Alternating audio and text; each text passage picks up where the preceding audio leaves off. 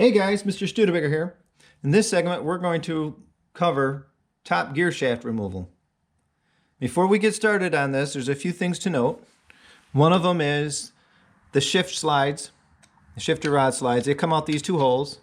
The other set of holes that we need to be concerned about are this one and this one. Behind these shift rods is a ball and detent, or the ball and spring. And when they come out in a hurry, so you gotta be covered up with like maybe a 1/4 inch drift pin when you pull the sliders out.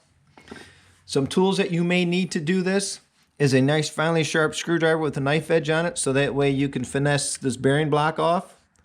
Another set would be a little brass pliers, so that way you can pull the shifter rods out. I've installed previously a hose clamp, and you can see the hose clamp. I put the hose clamp in there so that will help aid in moving the slider out once this is moved forward. You'll see in a second what's going on. But before we get started, there's one thing I got to do first, is that I've shifted the transmission into neutral. And what's noted about these Cub Cadet shifter forks is they like to spread.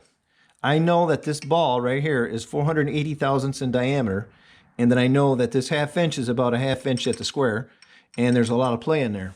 What I want to do is take and squeeze these tabs together with the shifter fork and make sure that they're lined up with each other, because when they come out, I'm going to do a mod on these that will weld these tabs into place to keep them from bending out again. Now, that's a tight fit in there. I'll just wiggle her out a little bit until it's a nice little jiggle in there, and looks like that one's good.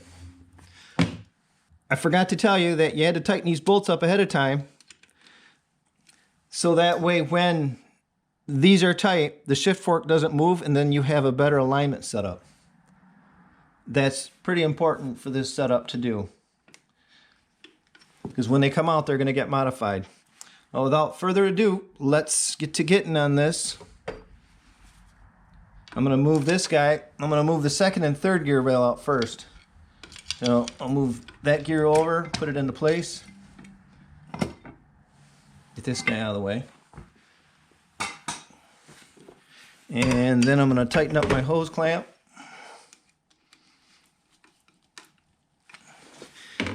And then I'm going to spin this nut out.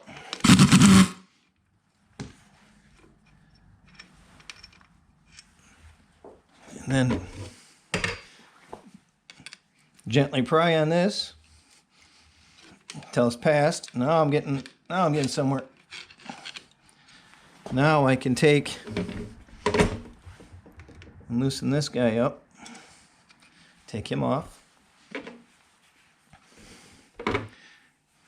You see the detents in here?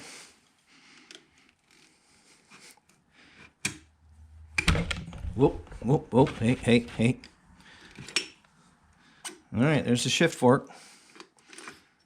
Let's pull this out a little bit more. Now this is where you're going to need this. You're going to stick it down that hole so you can capture that ball from flying out. And then out it comes. The ball's still down there, and that's good. That's where it's going to stay for a little bit. Next step is pull this guy out. These are hardened, so they don't wear that bad once you weld them in. And we'll show that mod later on and what to do with that. Alright, so next one is this one. That's why it jiggled. So you'll see a lot of this. I gotta do a repair on this. It's broken. It's supposed to be set on there, and that explains why that was loose. So I get to weld those together and fix that up nice.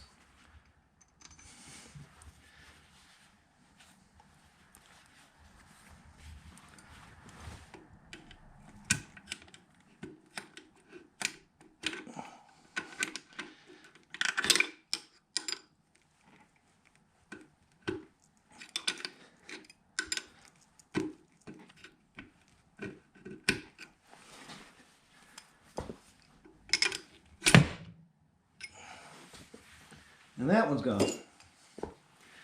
Now for the fun one, which is the removal of this bearing.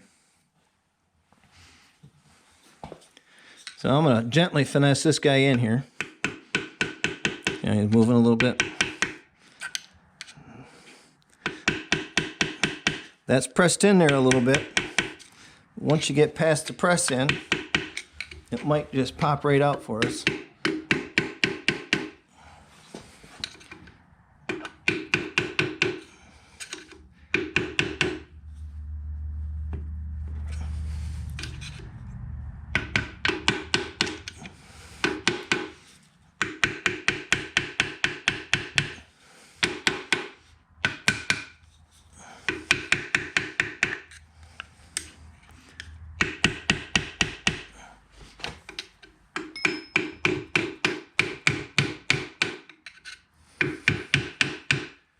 That's a bugger.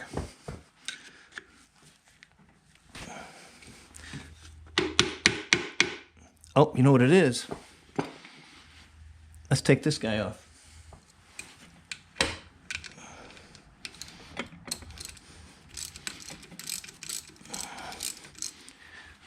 My little mod that I was doing on this. This guy had this for a bearing holder.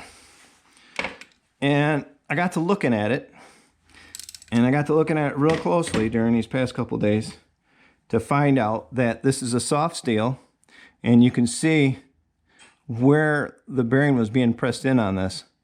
And this is not a hardened steel, and I went, well, let's try something a little different. So I went ahead and pre-installed a nut down here with the washers on it. They're grade 8 washers. These are hardened. They're a little bit stronger, and I doubled them up. And the whole premise of that is, the double of the steel, is this thing does not hold the bearing in all the way around. It only holds it in right about in that much area. You can see the wear on there where the bearing was pressing in. So if you were to take a washer, you pretty much cover the whole area. And if you double 2 of them up, you get a nice strong joint. So I'm going to run 2 washers and maybe get rid of this. I think it's just there for looks anyway. So now that this guy is off, this should come up.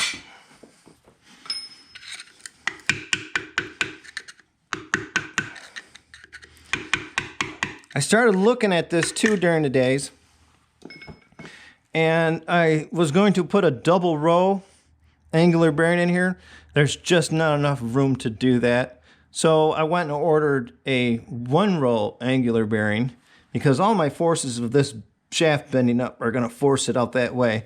So if I put like a 15-degree angular bearing in there, these are more like 4.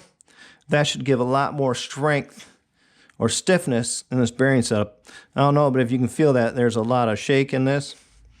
And I don't want this thing popping out of second gear. There's a broken guy. This happens a lot in the Cubs. That's an easy fix. Just weld it up and then get back on it. This comes out. That's the first gear. This is the second gear setup. And you can see the chip gear in here. And this happens a lot where they just grind them in to get into second gear. And that's what causes everything to pop out. So, that's the top gear disassembly. Studebaker, out.